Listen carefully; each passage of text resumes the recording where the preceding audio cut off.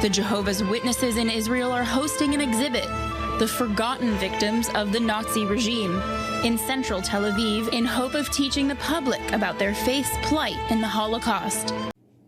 Purple triangle. Purple triangle. This is the symbolic name for the Watchtower, or better known as Jehovah's Witnesses, Watchtower Bible and Tract Society, the elites who run the organization, who print the magazines and the booklets. Far too long, they, if you didn't know, have been pushing the grand lie that in the Holocaust, Jehovah's Witnesses suffered, so much so, beyond that of even the Jewish people and others, because there were other peoples that suffered during the Nazis' rule with Hitler. But the Jehovah's Witnesses claim more than those who have suffered, the millions and millions who died, not just Jews, but others who died during that time period. Anyone coming in contact with Jehovah's Witnesses will sooner or later be reminded of how terribly they suffered in Nazi Germany. In correspondence with government officials, journalists, etc., often totally out of context and unrelated to the subject discussed, it will be mentioned again and again. Jehovah's Witnesses and the Holocaust. Purple triangle.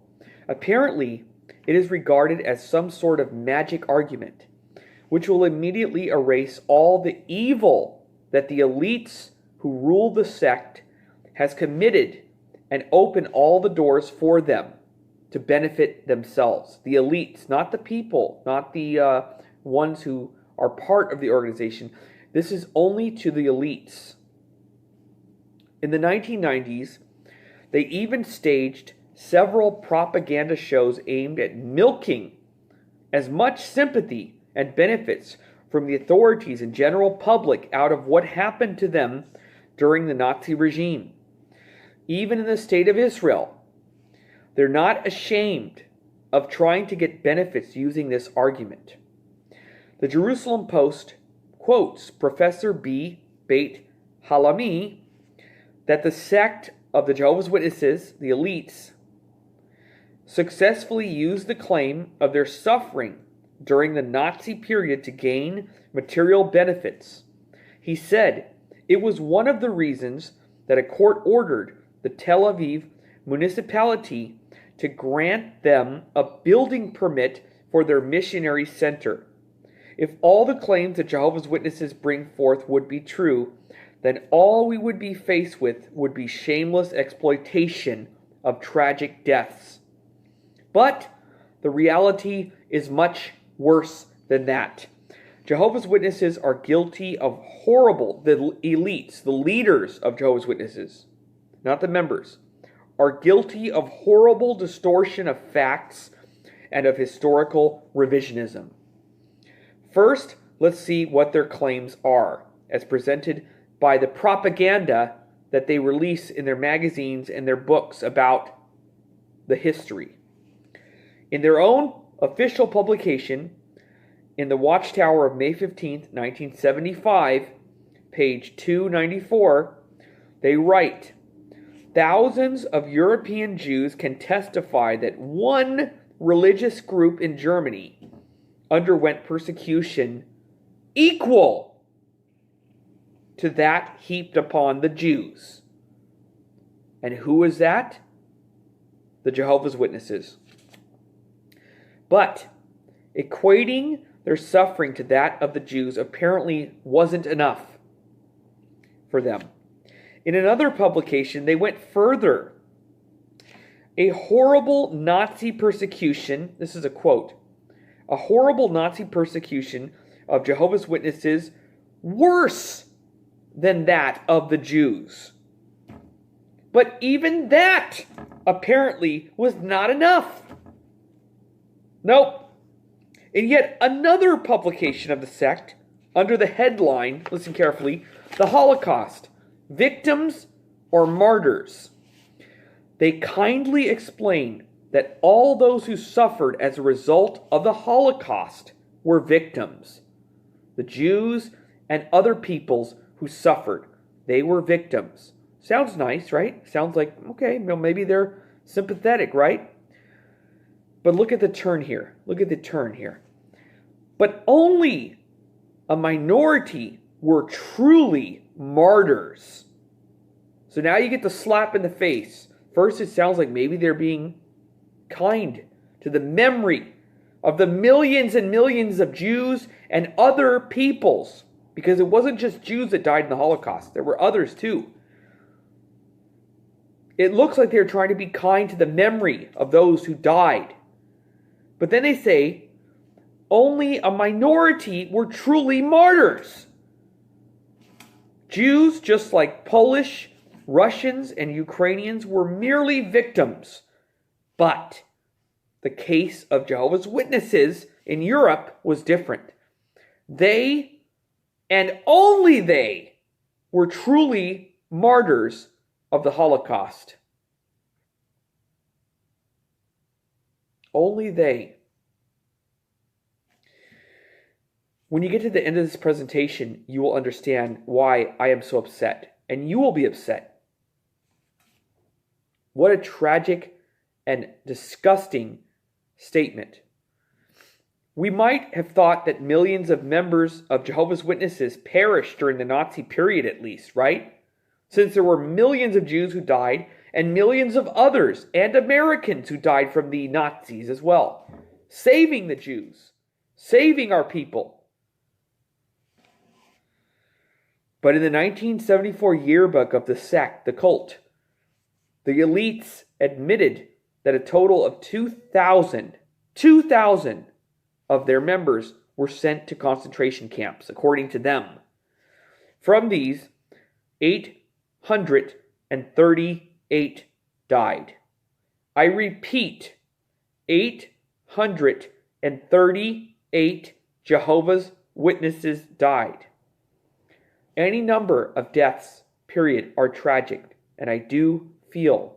So please don't take that I'm trying to diminish any deaths during this period of time. But you heard what I read from their own booklets, their own evil statements, the elites. Come to find out there were only 838 who died.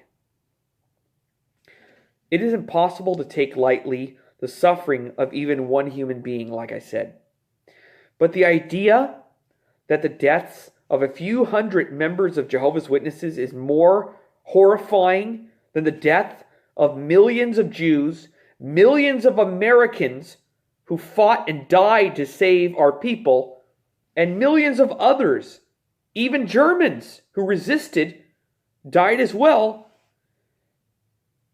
during the Holocaust, could only sprout in the distorted, sick minds of the leaders of the sect that they suffered more.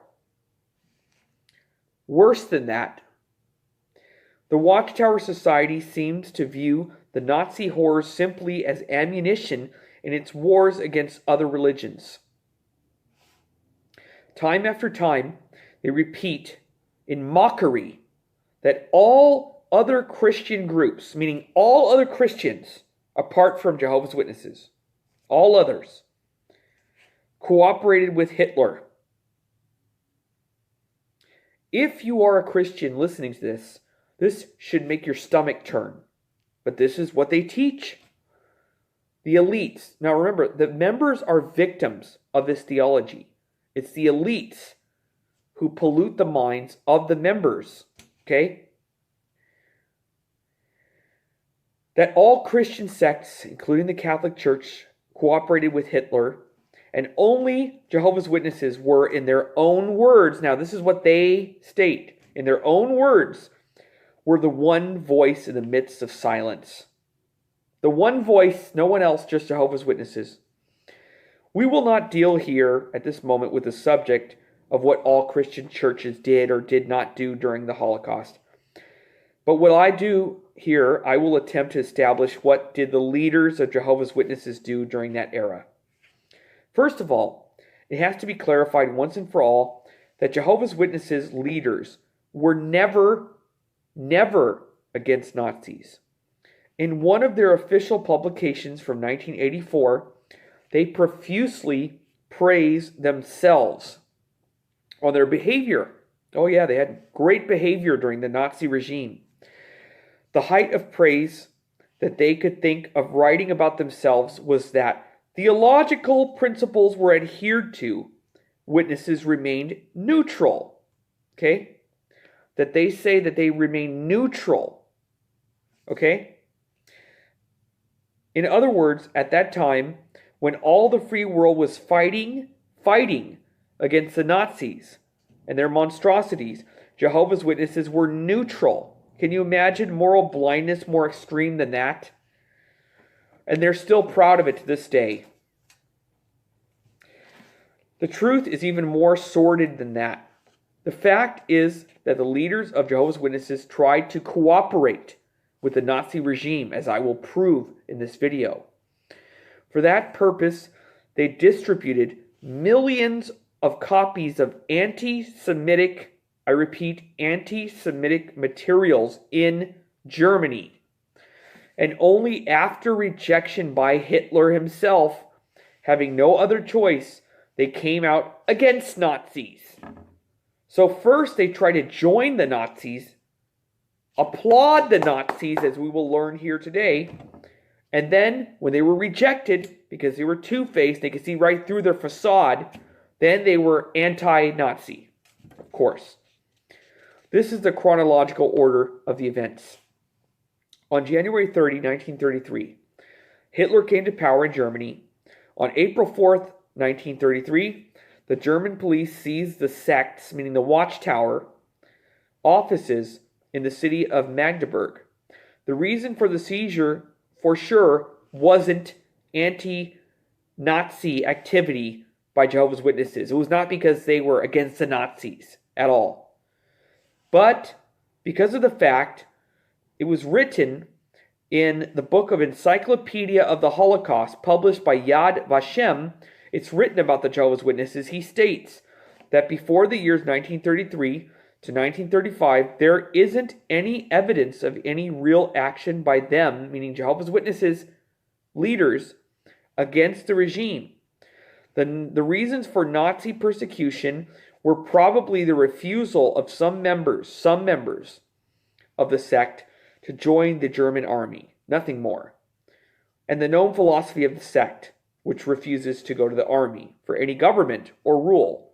This is based on the rule of their government, their governing body, which are the leaders of this regime, the sect, the headquarters in Brooklyn. Okay. And now leaders of Jehovah's Witnesses are cynically trying to claim that the reason for Nazi persecution was favorable comments in earlier Watchtower publication about the Jewish people and strong denunciations of anti-Semitism. That's what they claim today. That the reason why they were persecuted was because they stood up for the Jews and they were against the Nazis, and that's why the Nazis rejected them. Is that in fact the case? The answer is no, that's not true. In light of the many anti-Semitic statements from Watchtower publications, which there are too many to count, which were quoted earlier, it sounds more than ridiculous as a response to seizure of their Magdeburg branch. Leaders of the sect organized an assembly in Berlin. Listen carefully. They organized an assembly in Berlin on June 25th, 1933. The goal of this assembly was clear: to publicly declare that the Nazis have nothing to fear from Jehovah's Witnesses. I repeat, Nazis have nothing to fear from Jehovah's Witnesses. This was the message of the leaders of the Watchtower, an assembly to get the attention of the German Nazis and Hitler himself. You have nothing to fear, Adolf Hitler. Nothing to fear. And to declare support for Hitler's regime. Two leaders of the sect, Rutherford and Knorr, especially came from America to see how they can achieve this goal. The assembly unanimously adopted a special statement written by the leaders of the sect. A personal letter from J.F. Rutherford, president of Jehovah's Witnesses, to Hitler himself, accompanied the Declaration of Facts. Jehovah's Witnesses themselves translated the Declaration of Facts from the original German to English and published it in their yearbook in 1934. In all of their historical falsifications, Jehovah's Witnesses always conveniently skip the contents of these two documents and hope that no one of you watching will ever find out. The truth is that the contents of both of these documents are profoundly repulsive. They are exceedingly anti-Semitic and show the clear attempt by Jehovah's Witness elites to cooperate with Hitler. I repeat, cooperate with Hitler. Let's let the documents speak for themselves. Before they get to the main point, right under the subsection entitled Jews, they say, Jews, I love that, Jews, they say. That is the same class to whom Jesus referred to as his persecutors, they say. It was the Jewish clergy, that is to say, the Pharisees and priests, that violently opposed him and persecuted him and caused him to be charged with all manner of crimes and offenses. Jesus told them that they were in fact representatives of Satan, the devil. They continue. The present government of Germany has declared emphatically against big business oppressors. Such is exactly our opposition. Who is that? The Jews, of course. Who else? Big business. Proceed from the devil. Whom exactly do they mean when they say big business? They themselves clearly define it.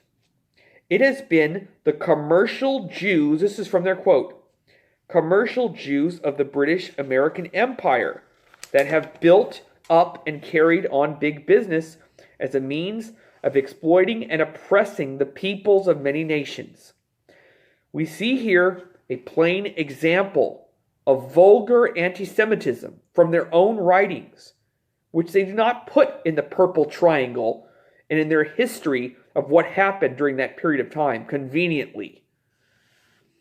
After the leaders of Jehovah's Witnesses finished explaining to Hitler what they really thought about Jews, comes the call to cooperation on the mutual basis of anti-Semitism. Here's the final analogy of their statement. This is what they write. Instead of being against the principles advocated by the government of Germany, we stand squarely for such principles. What principles? Nazi principles, Hitler's principles. A careful examination of our books and literature, listen carefully, the elites of the Jehovah's Witnesses, the Watchtower, say, a careful examination of our books and our literature will disclose the fact that the very high ideals held and promulgated by the present national government are set forth in and endorsed and strongly emphasized in our publications. It is insane to explain what were the very high ideals of Nazis. Wouldn't you say? That Jehovah's Witnesses endorsed with such enthusiasm the Nazi regime, Hitler's ideal. This is how the Declaration of Facts was summarized in the monumental The Encyclopedia of the Holocaust.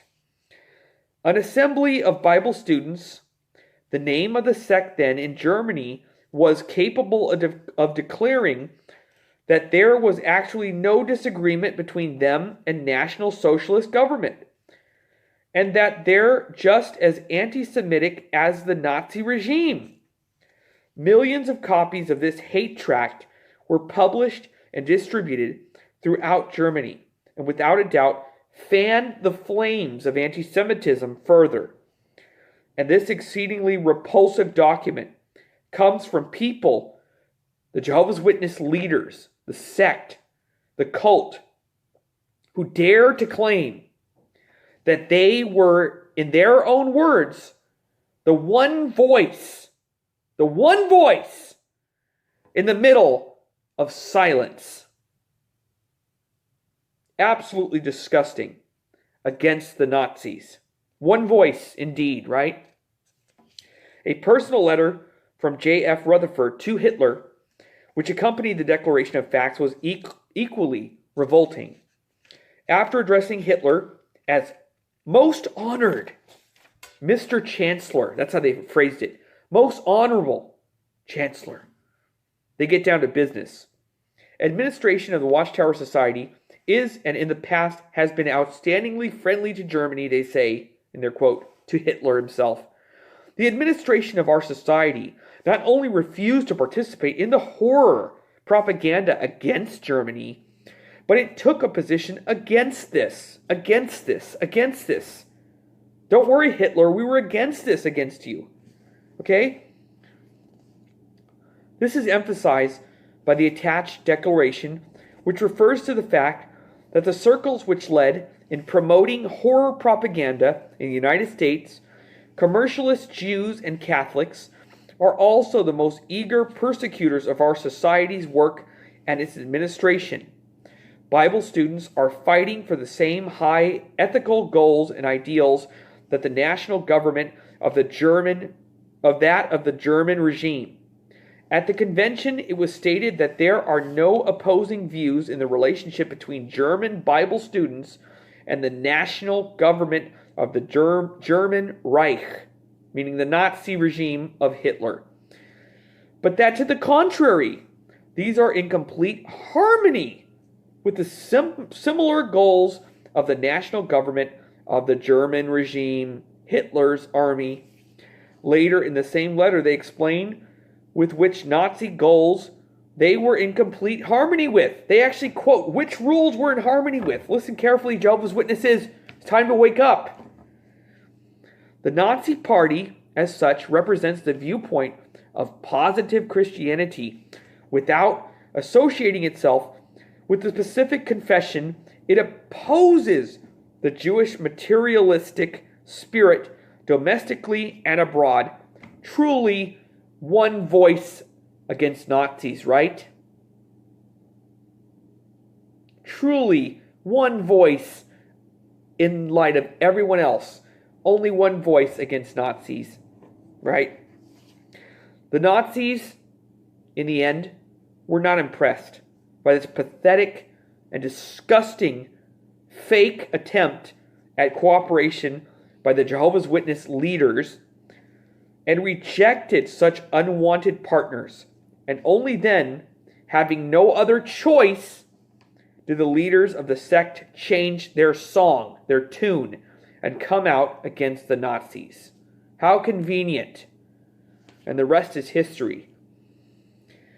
And now, the propagandist leaders of the sect to this very day are busy distorting historical facts as usual, covering them up, all this so as to paint themselves as innocent victims instead of would-be partners of Hitler, attempted partners of Hitler. When all these embarrassing facts come to light, Jehovah's Witnesses were forced to find a way of dealing with them.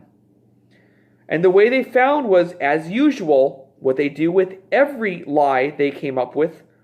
They lied some more and made excuses to cover up the real story, as they have always done with everything else in their sick, embarrassing history of lies, false prophecies, and never-ending changes to their doctrine, while claiming each and every word that's in print from the Watchtower is directly given and divinely inspired by God Himself to their elite leaders in Brooklyn. This disgusting document the Declaration of Facts, was unanimously adopted by the several thousand members of Jehovah's Witnesses at their convention, as they themselves report in their official publication entitled Jehovah's Witnesses in the Divine Purpose. Both anti-Semitic documents, the Declaration of Facts in particular, and the accompanied letter to Hitler were printed in German and in English as official documents of Jehovah's Witnesses. As such, they were published in their official yearbook and distributed worldwide in millions of copies. But the truth is that the bogus cover-up claims of the Jehovah's Witness elites are just one of many, many desperate attempts in an ongoing cover-up of their ugly and embarrassing past. The Purple Triangle lie is a horrifying lie. It is a disgusting misinterpretation of their evil that they are covering up of their past. I hope this video was helpful for those of you who might be considering joining them or are a member of this sect. It's time that you understand and learn the truth and decide for yourself.